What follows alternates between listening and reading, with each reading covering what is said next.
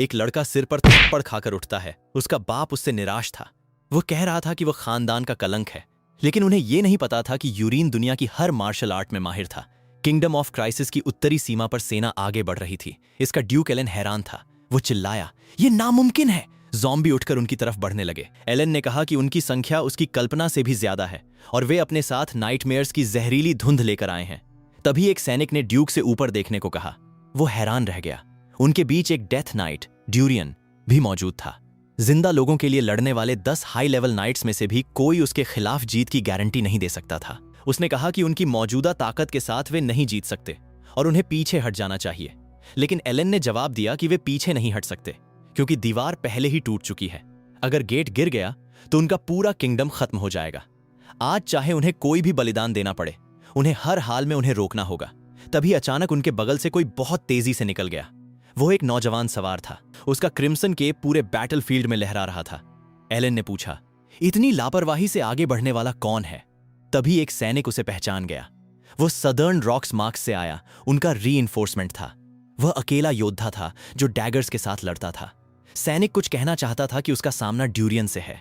एक मामूली डैगर उसे कभी नुकसान नहीं पहुंचा सकता जब तक कि हथियार ज़ॉम्बी के शरीर के अंदर न घुस जाए। लेकिन तभी वो डैगर उसके शरीर के अंदर धंस गया और अनडेड के शरीर को चीरते हुए निकल गया। ये देखकर एलन हैरान रह गया और एक नाइट सोचने लगा कि क्या ड्यूरियन का शरीर बिखर रहा था। वो जानना चाहता था कि आखिर ये कैसे मुमकिन था। जैसे ही यूरीन ने अपने डैगर्स फेंके, हर एक डैगर एक एक ज़ॉम्बी को लगा और उनके राक्षसी शरीर पिघलने लगे। सिर्फ एक ही वार में सब पिघलने लगे। ये देखकर लोग सोचने लगे कि क्या वह स्वर्ग से भेजा गया कोई संत है। लेकिन यूरीन ने मन ही मन सोचा कि वे सब बेवकूफी कर रहे हैं। उसने तो बस वही किया था जो शरीर के लिए अच्छा था, और वह हमेशा वही अपने लिए चुनता था। 6 महीने पहले वह नौजवान अचानक जाग गया। उसने सोचा कि वह कहाँ है। तभी एक औरत यंग मास्टर के पास आई। यूरीन ने सिर उठाकर कहा कि वह बहुत खूबसूरत है, लेकिन उसके कपड़े अजीब हैं और उसके हाथ में तलवार है। औरत ने पूछा, "यंग मास्टर, अब आप कैसा महसूस कर रहे हैं? मैं इस बार तो प्रीस्ट को बुलाने ही वाली थी।" यूरीन ने अपना हाथ आगे बढ़ाया, उसका ध्यान अपनी तरफ खींचते हुए। वह बस उससे कुछ पूछना चाहता था, लेकिन लड़की तब तक जा चुकी थी। वह बिस्तर से उठा और सोचने लगा कि आखिर वह कहाँ है। तभी उसकी नजर बगल में रखे शीशे पर पड़ी। उसमें उसे अपना मोटा शरीर दिखाई दिया। वह सोचने लगा कि उसका जवान और हैंडसम रूप कहाँ चला गया और वो एक मोटे बच्चे में कैसे बदल गया। कुछ भी समझ न आने पर उसने खुद को समझाने की कोशिश की कि यह सब सिर्फ एक सपना है। उसने सोचा कि अगर वो दोबारा सो जाएगा तो शायद असली दुनिया में जाग जाएगा। तभी एक प्रीस्ट अंदर आया और बोला, "यंग मास्टर, आखिरकार आप जाग गए।" उसी समय एक आदमी कमरे में आया और उसे हरामजादा कहकर पुकारा। उसने कहा कि उनके परिवार का नाम डुबाने वाला कलंक आखिरकार जाग गया है। प्रीस्ट ने अपने लॉर्ड से कहा कि वह अभी अभी होश में आया है, सजा थोड़ी देर बाद भी दी जा सकती है। आदमी कुछ बड़बड़ाया। तब प्रीस्ट ने कहा, "आपने इन्हें बेहोश होने तक पीटा था, लेकिन इन्हें ज्यादा गंभीर चोट नहीं आई है। इनका दिमाग स्थिर है और ज्यादातर घाव भी भर चुके हैं। ये राहत की बात है।" लेकिन लॉर्ड गुस्से से चिल्लाया कि वह इसे जिंदा देखने के बजाय मरा हुआ देखना पसंद करता, क्योंकि इसने अपनी मंगेतर पर हमला करने की कोशिश की थी। उसने कहा, "यह एक जानवर है। यह अब 19 साल का हो चुका है। अब इसे बड़ा हो जाना चाहिए।" उसने आगे कहा, "यहां तक कि इसके छोटे भाई ने भी अपनी ऑरा जगा ली है, लेकिन बड़ा भाई अब भी मोटा है और उसके अंदर जरा सी भी ऊर्जा नहीं है।" यह सुनकर यूरीन पूरी तरह हैरान रह गया। लॉर्ड मुड़ते हुए बोला कि जैसे ही वो पूरी तरह ठीक हो जाए, उसे जाकर उससे माफी मांगनी होगी। यूरीन ने पूछा, "उससे?" उसके पिता ने जवाब दिया, "तुम्हारी होने वाली पत्नी इलिया से। अगर उसने तुम्हें माफ नहीं किया तो तुम्हें सच में सजा मिलेगी, समझे?" प्रोटैगनिस्ट ने चुपचाप सिर हिला दिया। लॉर्ड ने दुख जताते हुए कहा कि किसी भी हालत में उसे अपने परिवार का नाम बदनाम करना बंद करना होगा। यूरीन डर से कांपने लगा। उसने सोचा कि अगर यही उसकी पहचान है तो इसका मतलब वह वेलिंगटन रॉक्स है। अपना नाम सुनकर लॉर्ड हैरान रह गया। उसने उसे बदतमीज कहा और अपने पिता को नाम से बुलाने की गुस्ताखी पर जोरदार थप्पड़ मार दिया। उस मोटे लड़के को कई सेकंड तक लगातार पीटा गया। प्रीस्ट ने अपने लॉर्ड को शांत करने की कोशिश की, लेकिन वो नाकाम रहा। यूरीन सोचने लगा कि ऐसा नहीं हो सकता, यह जरूर कोई सपना है। कुछ देर बाद उसे फिर होश आया। वो घबराकर खड़ा हो गया। वो सोचने लगा कि वो असली दुनिया में वापस क्यों नहीं जागा। तभी वही औरत उसके पास आई और पूछने लगी, "क्या आप आखिरकार पूरी तरह होश में आ गए?" यूरीन ने एरन को पुकारा। औरत ने जवाब दिया, लेकिन जब उसने किसी और को नहीं पुकारा तो वह उलझन में पड़ गई। प्रोटैगनिस्ट ने पूछा कि क्या वह सचमुच यहां फंस गया है, क्योंकि उसने इलिया से पंगा लिया था और उसे पीट कर बेहोश कर दिया गया था। एरन ने उसकी बात की पुष्टि की, लेकिन पूछा कि वह अचानक इतनी शालीनता से क्यों बात कर रहा है। यूरीन ने बात मान ली और पूछा कि क्या सच में उसे इतनी बुरी तरह पीटा गया था। औरत ने हाँ में जवाब दिया। उसने कहा कि सच तो यह है कि उसने लेडी इलिया पर हमला किया था और उन्होंने उसे तब तक पीटा जब तक वो बेहोश नहीं हो गया। यह सुनकर प्रोटैगोनिस्ट अपनी किस्मत को कोसने लगा। वह जोर से चिल्लाया, मैं तो बर्बाद हो गया। उसे अब कोई शक नहीं था। किसी तरह वो उसी वेब नॉवल की दुनिया में आ गया था जिसे उसने खुद लिखा था, लेकिन वो प्रोटैगोनिस्ट नहीं बना था। वह उस घटिया विलेन के शरीर में आ गया था जो मुख्य किरदार को परेशान करता है और आखिर में बहुत बुरी मौत मरता है। वह शिकायत करने लगा कि उसकी किस्मत इतनी बुरी कैसे हो सकती है। एरन अपने यंग मास्टर को पुकारती रही, लेकिन वह पागलों की तरह चिल्ला रहा था कि यह कोई वेबटून नहीं है। यह शब्द उस औरत के लिए बिल्कुल अनजान था। यूरीन ने सोचा कि जिस शरीर में वह आया है वह पूरी तरह बेकार है। न उसमें कोई प्रतिभा है, न कोई हुनर, न मेहनत करने की आदत। वह सिर्फ अपने परिवार की प्रतिष्ठा के सहारे जीता था। वह अपनी मंगेतर को भी प्रोटैगोनिस्ट से हार जाता है।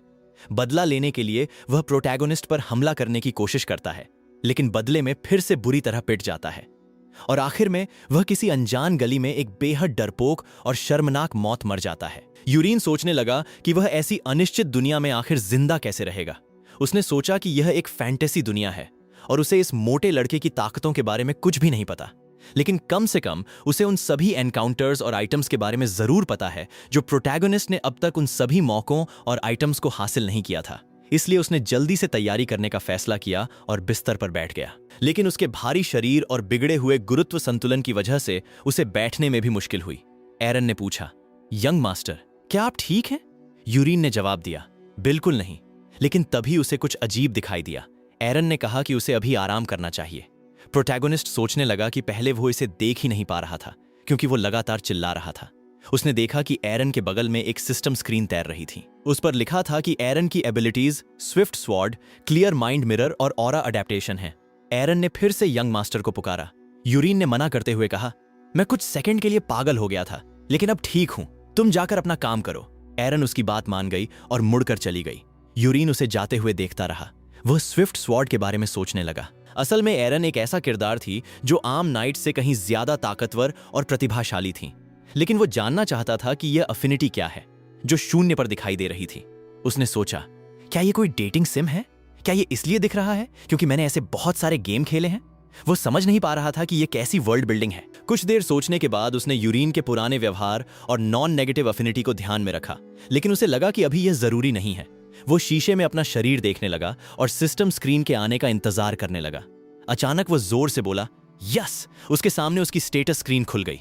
उसमें आई ऑफ क्रिएशन स्किल और 4 heavens of the tank clan दिखाई दे रहे थे। वह खुश हो गया कि उसके पास कुछ खास एबिलिटीज हैं। उनमें सबसे अहम थी 4 heavens of the tank clan. ये उसी वूशिया वेबटून की मार्शल आर्ट थी जिसे वह बहुत पसंद करता था, क्योंकि उसकी हीरोइन बेहद खूबसूरत थी। टैंक क्लैन जहर और छिपे हुए हथियारों में महारत रखता था। उसे लगा कि दुनिया की वर्ल्ड बिल्डिंग तो पूरी तरह मिलीजुली है। फिर भी उसने इंतजार करने का फैसला किया। अगर उसे सचमुच 4 heavens of the tank clan की मार्शल आर्ट मिल गई तो उसके पास इस दुनिया में जिंदा रहने का अच्छा मौका होगा। वूशिया नॉवेल्स में ये 4 हेवेंस प्रोविंस का एक मशहूर संप्रदाय था। ये तरह तरह के जहरों और खामोश हत्याओं के लिए जाना जाता था। यूरीन सोचने लगा कि अगर यह एक मिडीवल फैंटेसी दुनिया है तो यह मार्शल आर्ट यहाँ कैसे आ गई। लेकिन इसका मतलब यह भी था कि वह अपनी एबिलिटीज अनलॉक कर सकता है। उधर वेलिंगटन अपने कमरे की ओर जा रहा था। तभी एरन ने उसे आवाज दी। उसने पूछा, क्या मेरा बेटा जाग गया? एरन ने हाँ में जवाब दिया। वेलिंगटन ने पूछा, वह कैसा लग रहा है? एरन ने कहा कि वह अभी पूरी तरह ठीक नहीं लग रहा। जब उसने खड़े होने की कोशिश की तो वह गिर गया। उसकी हालत भी कुछ ठीक नहीं लग रही थी। वेलिंगटन ने कहा कि फादर आयो ने बताया था कि उसके घाव ज्यादा गहरे नहीं हैं, लेकिन उसका बेटा आज कुछ अजीब लग रहा है। पहले अगर उससे इलिया से माफी मांगने को कहा जाता तो वह बहुत बड़ा तमाशा करता, लेकिन इस बार उसने बिना कुछ कहे बात मान ली। उसकी असली पर्सनैलिटी बदली नहीं है। वह बस अभी के लिए हैरान रह गया है। कल तक शायद वह फिर गुस्से में होगा और इलिया से बदला लेने की सोचेगा। एरन ने कहा कि यंग मास्टर धीरे धीरे ठीक हो जाएंगे। वेलिंगटन चिढ़कर वहां से चला गया। एरन वहीं खड़ी रह गई। वेलिंगटन ने कहा था कि उसके अपने पिता ने भी उससे उम्मीद छोड़ दी है, लेकिन एरन अब भी मानती थी कि उसे यंग मास्टर के लिए बुरा महसूस करना चाहिए और उसे एक नाइट की तरह अपनी जिंदगी जीने का मौका मिलना चाहिए। वह सोच रही थी कि उसके अधीन काम करना कितना मुश्किल था, लेकिन आज का यंग मास्टर उसे पहले से अलग लग रहा था। वो इस बदलाव को शब्दों में समझा नहीं पा रही थी। कुछ देर पहले उसने हैरानी से पूछा था, आप क्या कह रहे हैं? प्रोटैगोनिस्ट ने जवाब दिया, मैं बस थोड़ी एक्सरसाइज करना चाहता हूं, मुझे रास्ता दिखा दो। एरन ने पूछा, क्या आप सच में अभी ट्रेनिंग करने जा रहे हैं? यूरीन ने कहा, हाँ। इसमें समस्या क्या है? उसकी आई ऑफ क्रिएशन स्किल उसे लोगों के स्टेटस दिखा रही थी, लेकिन उसे अभी तक यह नहीं पता था कि सिचुआन टैंग क्लैन की मार्शल आर्ट कैसे अनलॉक होगी। शायद इसका कारण उसका मोटापा था, इसलिए उसने फैसला किया कि जब तक कोई और तरीका नहीं मिलता तब तक वो सिर्फ एक्सरसाइज करेगा। यूरीन ने सोचा कि यह हवेली कई स्टेडियमों जितनी बड़ी है और वह चलते चलते ही थक गया था। अगर वह अपने कमरे में ही एक्सरसाइज करता तो उसका मोटापा उसे फिर से बिस्तर पर पहुंचा देता, इसलिए उसे कमरे में रहकर एक्सरसाइज करने का विचार छोड़ना होगा। रास्ते में जितने भी नौकर मिले उन सबके चेहरे पर उसके लिए नफरत साफ दिखाई दे रही थी, लेकिन पुराने यूरीन को याद करके वह उन्हें दोष भी नहीं दे सकता था। चलते चलते यूरीन ने पूछा, क्या हम पहुंच गए? एरन ने जवाब दिया, बस पहुंचने ही वाले हैं। यह तीसरा ट्रेनिंग सेंटर था। ज्यादातर नाइट्स पहले और दूसरे ट्रेनिंग सेंटर का इस्तेमाल करते थे। अचानक यूरीन की नजर सामने खड़े एक आदमी पर पड़ी। उसके ऊपर सिस्टम में अफिनिटी -91 दिखाई दे रही थी। साथ ही लिखा था कि उसके हाथों कब्र में पहुंचने की संभावना बहुत ज्यादा है। वो आदमी रिया था। उसने यंग मास्टर को देखकर पूछा, आप मेरे ट्रेनिंग हॉल में क्या करने आए हैं? यूरीन ने उसे तुरंत पहचान लिया। रिया हंसते हुए बोला, यह मेरे लिए सम्मान की बात है कि यंग मास्टर को अभी भी मैं याद हूं। यूरीन उसकी तलवार देखकर घबरा गया। फिर उसने तुरंत एरन को बुलाया। उसने पूछा, क्या हमारे बीच पहले कुछ हुआ था? एरन ने कहा, क्या आपको याद नहीं? कुछ साल पहले जब मार्क्विस ने आपको जबरदस्ती ट्रेनिंग करने के लिए कहा था, तब गुस्से में आपने रिया को स्क्वायर कहकर अपमानित किया था। रिया हंसते हुए अपनी तलवार चलाने लगा। उस घटना के बाद मार्क्विस ने आपको ट्रेनिंग देने की उम्मीद ही छोड़ दी। यूरीन चिल्लाया, यह तो उम्मीद से भी ज्यादा बुरा है। रिया ने उसे तिरछी नजर से देखा और मन ही मन उसे निकम्मा इंसान कहा। यूरीन ने तुरंत फैसला किया कि उसे वहां से भाग जाना चाहिए। उसने पूछा, क्या कोई और ट्रेनिंग हॉल है? मैं अकेले ट्रेनिंग करना चाहता हूं। एरन ने कहा, चौथा ट्रेनिंग हॉल है, लेकिन वो बहुत दूर है और वहां के सामान भी खराब हैं, इसलिए वो शायद खाली होगा। यूरीन ने तुरंत जवाब दिया, वही बिल्कुल सही रहेगा। अगर मुझे अपना वजन कम करना है तो मुझे यह काम सही तरीके से करना होगा। बॉडीगार्ड उसकी बात मान गई और उसे अपने पीछे आने को कहा। वो उसे चौथे ट्रेनिंग हॉल तक ले गई। इतनी दूर चलने की वजह से यूरीन जोर जोर से सांस लेने लगा। तभी उसकी नजर नीचे रखी इक्विपमेंट टेबल पर पड़ी। उसे याद आया कि Sichuan Tang clan throwing knives में महारत रखता है, इसलिए उसने सामने लगे टारगेट्स पर निशाना लगाने का फैसला किया। यूरीन ने एक डैगर उठाया और उसे अपने चेहरे की ऊंचाई तक लाया। फिर उसने अपना हाथ पीछे खींचा और पूरी ताकत से उसे आगे फेंक दिया, लेकिन डैगर सीधे फर्श से टकराकर गिर गया। वो निशाने पर लग ही नहीं पाया। यूरीन ने शिकायत करते हुए सोचा कि उसे लगा था इसी तरह वह अपनी स्किल अनलॉक कर लेगा। तभी उसने पीछे मुड़कर देखा, वहां एरन खड़ी थी, इसलिए उसने तुरंत बहाना बनाया और कहा कि वह तो बस यूं ही खेल रहा था। उसने सोचा कि पहले उसे अपनी बुनियादी स्टैमिना बढ़ानी चाहिए। फिर उसने फैसला किया कि वह पूरे ट्रेनिंग हॉल के कई चक्कर लगाएगा। उसने एरन से कहा कि वो अकेले ट्रेनिंग करेगा, इसलिए वो चाहे तो अपना कोई भी काम कर सकती है। उधर वेलिंगटन को यह बात सुनकर पूरी तरह हैरानी हुई कि यूरीन ट्रेनिंग ग्राउंड पर गया है और सचमुच मेहनत करना शुरू कर चुका है। उसे यह सब बहुत अजीब लगा। वो सोचने लगा कि आखिर यह सब कब तक चलेगा। धीरे धीरे 3 हफ्ते बीत गए। लॉर्ड ने कहा कि पूरे 3 हफ्तों तक यूरीन ने एक भी दिन ट्रेनिंग नहीं छोड़ी। इस दौरान उसने काफी वजन कम कर लिया था। उसका पूरा रूप ही बदल गया था। असल में बिना उस सारे मोटापे के वो सचमुच बहुत हैंडसम दिखता था। वेलिंगटन सोचने लगा कि क्या उसका बेटा सच में समझदार हो गया है। उधर किले में यूरीन भी सोच रहा था कि उसने काफी वजन घटा लिया है, लेकिन सिचुआन टैंग क्लैन की तकनीक अब भी अनलॉक नहीं हो रही थी। उसने तय किया कि वो 1 महीने तक और कोशिश करेगा, क्योंकि यह पहले से ही तय है, इसलिए इसे जितनी जल्दी हो सके पूरा कर देना बेहतर होगा। वेलिंगटन ने उसे धीरे से पीछे किया और कहा, का इसमें अभी थोड़ा और समय लगेगा। का ने पूछा, क्यों? आपने तो कहा था कि पिछले महीने ही उसका नाम घोषित कर देंगे। लॉर्ड ने हां में जवाब दिया और कहा कि शायद उसने भी यह बात सुनी होगी। हाल ही में ऐसा लग रहा है कि यूरीन आखिरकार सुधर गया है। वह हाउस रॉक्स का सबसे बड़ा बेटा है। अगर वह सच में मेहनत करता रहा तो वह एक अच्छा उत्तराधिकारी बन सकता है। का ने कहा कि यह बात सही है। उसने भी उसके बारे में बहुत कुछ सुना था। वह चिंतित तो थी, लेकिन कम से कम अब वह ठीक होता हुआ दिखाई दे रहा था। यह बात उसके पति के लिए भी राहत की थी। वेलिंगटन ने हंसते हुए कहा कि यह सोचकर अजीब लगता है कि अपनी मंगेतर से पिटने के बाद ही उसे अक्ल आई। लेकिन का ने फिर पूछा, तो उत्तराधिकारी का क्या होगा? लॉर्ड ने जवाब दिया, यूरीन ने अभी सिर्फ 3 हफ्ते पहले ही ट्रेनिंग शुरू की है। मुझे उसे थोड़ा और समय देना चाहिए, लेकिन अगर वह फिर से अपनी पुरानी आदतों पर लौट गया तो मैं उसी समय कॉलिन को अपना वारिस घोषित कर दूंगा। का ने कहा कि वह पहले अपने कमरे में जा रही है। उसने अपने पति से कहा कि उन्हें भी अपना काम जल्दी खत्म कर लेना चाहिए। ड्यूक के कमरे से बाहर निकलते ही उसने गुस्से में अपना होंठ काट लिया। उसने मन ही मन यूरीन का नाम लिया और कहा, बस इंतजार करो, फिर देखना। उधर अपने कमरे में यूरीन बहुत खुश था कि उसने आखिरकार अपनी स्किल अनलॉक कर ली। फिर उसने सोचा कि सिचुआन टैंग क्लैन जहर और छिपे हुए हथियारों में माहिर होता है और इसकी स्किल अनलॉक करने की शर्त थी जहर खाना। इतना सोचकर उसने फिर से सूप का स्टेटस देखने का फैसला किया। उसे उसमें एक आइकन दिखाई दिया। वह जानना चाहता था कि उसके ऊपर क्या लिखा है। जैसे ही उसने उस पर ध्यान दिया, नीचे का टेक्स्ट अपने आप स्क्रॉल होने लगा। उसने देखा कि उसमें ह्यांगांग हर्ब भी लिखा हुआ था। यह एक ऐसी जड़ी बूटी थी जिसका इस्तेमाल लकवा पैदा करने के लिए किया जाता था। यह देखकर नौजवान उत्साहित हो गया, लेकिन एरन उलझन में थी। वह सोच रही थी कि यंग मास्टर खाना क्यों नहीं खा रहे। यूरीन ने कहा, मैं खा रहा हूं, और उसने एक और चम्मच सूप मुंह में डाल लिया। चबाते हुए वह सोचने लगा कि आखिर सूप में जहर किसने मिलाया होगा, क्योंकि सामान्य कहानी में यूरीन कभी जहर से नहीं मरता था। इसका मतलब कहानी का घटनाक्रम बदल चुका था। फिर उसे एक और बात याद आई। अभी तक कॉलिन को आधिकारिक रूप से उत्तराधिकारी नहीं बनाया गया था। उसे अपने पिता और कॉलिन की बात याद आई। वह सोचने लगा कि क्या ऐसा सिर्फ इसलिए हुआ क्योंकि उसने ट्रेनिंग शुरू कर दी थी। जो भी हो, खाने में मिला यह जहर शायद उसी तरफ से आया था। उसने आखिरी निवाला भी निगल लिया। तभी उसके सामने फिर से एक सिस्टम स्क्रीन आ गई। उस पर लिखा था कि वीक पैरालिसिस पॉइजन की शर्तें पूरी हो चुकी हैं। यूरीन मुस्कुराकर बोला, मैंने खाना खत्म कर लिया। इतना स्वादिष्ट था कि रोने का मन कर रहा है। यह सुनकर एरन हैरान रह गई। यूरीन ने कहा कि वह कुछ देर अकेला रहना चाहता है। उसने पूछा कि क्या वह अब जा सकती है। बॉडीगार्ड ने बिना कुछ कहे हामी भर दी। उसने कहा, अच्छी तरह आराम कीजिए, कल मिलते हैं। यूरीन ने मुस्कुराकर कहा, गुड नाइट। एरन के कमरे से बाहर जाते ही यूरीन शीशे के सामने जाकर खड़ा हो गया। उसने कहा, अब सिचुआन टैंग क्लैन को ठीक से देखते हैं। उसने तुरंत क्रिएटर्स आई को सक्रिय किया। सिस्टम ने उसकी स्टेटस विंडो दिखाई। उसकी सिंक्रोनाइजेशन रेट अब घटकर 97 हो चुकी थी। यूरीन ने कहा, यह तो बहुत स्मार्ट इंटरफेस है। उसने प्लस वाले आइकन पर ध्यान लगाया। अब उसके सामने 3 नई कैटेगरी थी, पॉइजन, मार्शल आर्ट्स और हिडन वेपन। सबसे पहले उसने पॉइजन सेक्शन खोलने का फैसला किया। फिलहाल सिर्फ वीक पैरालिसिस स्किल अनलॉक हुई थी, लेकिन उसके पास अभी कोई इंटरनल टेक्निक नहीं थी। उसने देखा कि वहां बहुत सारे तरह तरह के जहर मौजूद हैं। वह नीचे स्क्रॉल करता गया।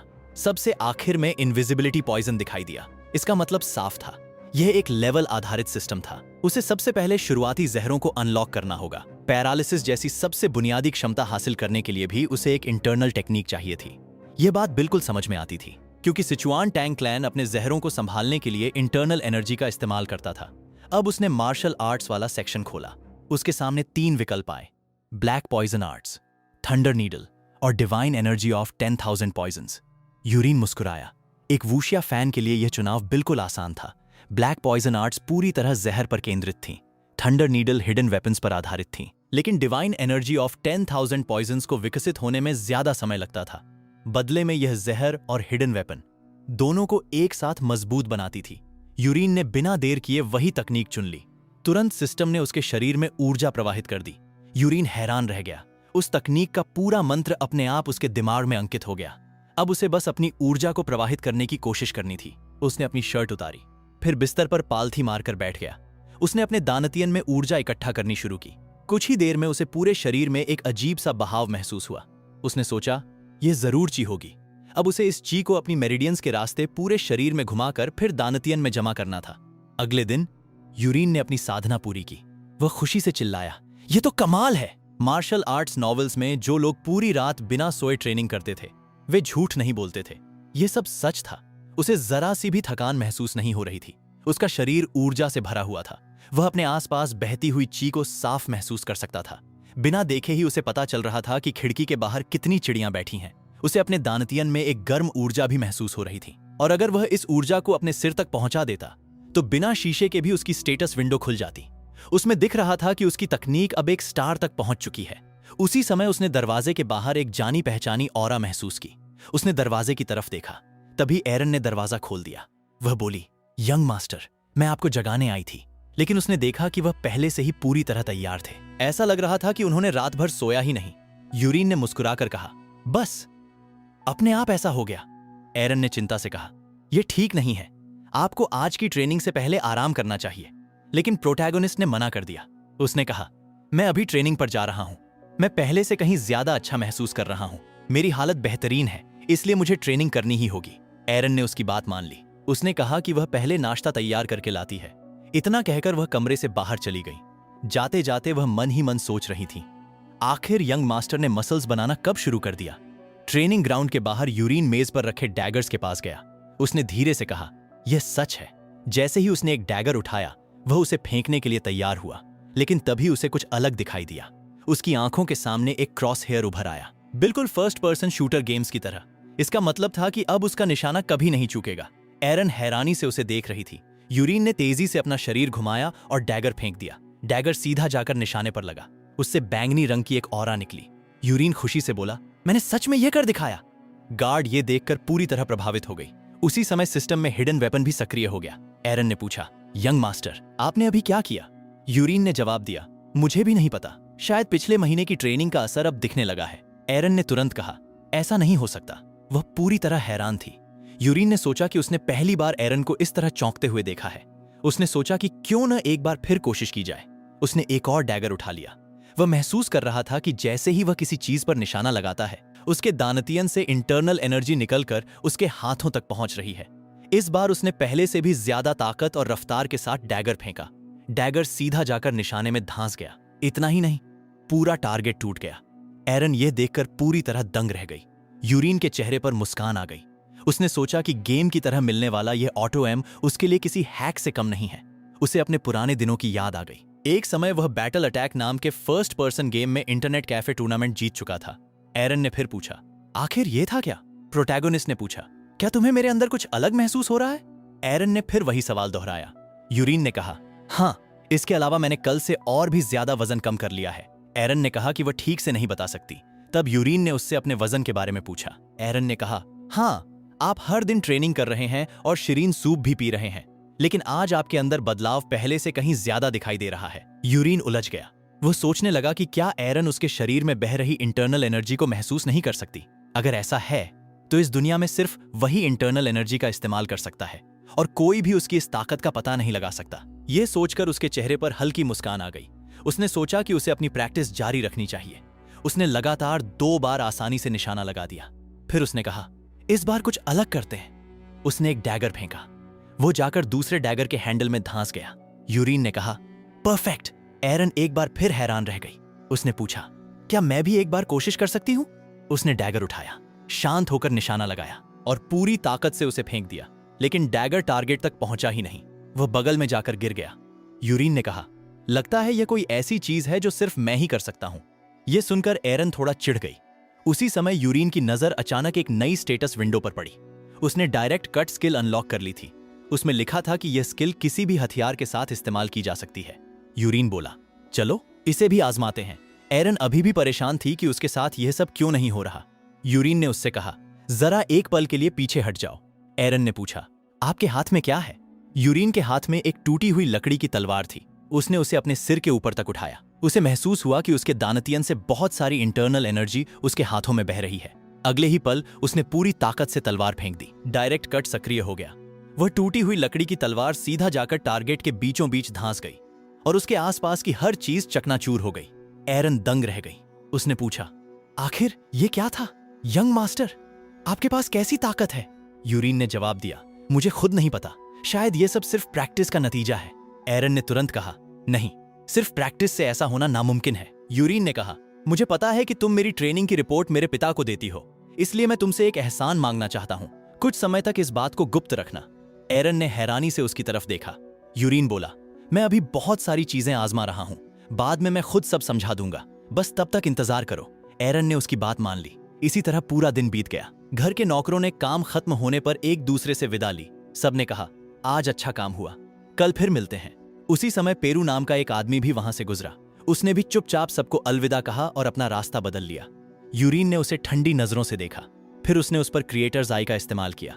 उसकी स्क्रीन पर लिखा था, Peru, affinity 0, abilities, poisons touch और एजाइल मूवमेंट।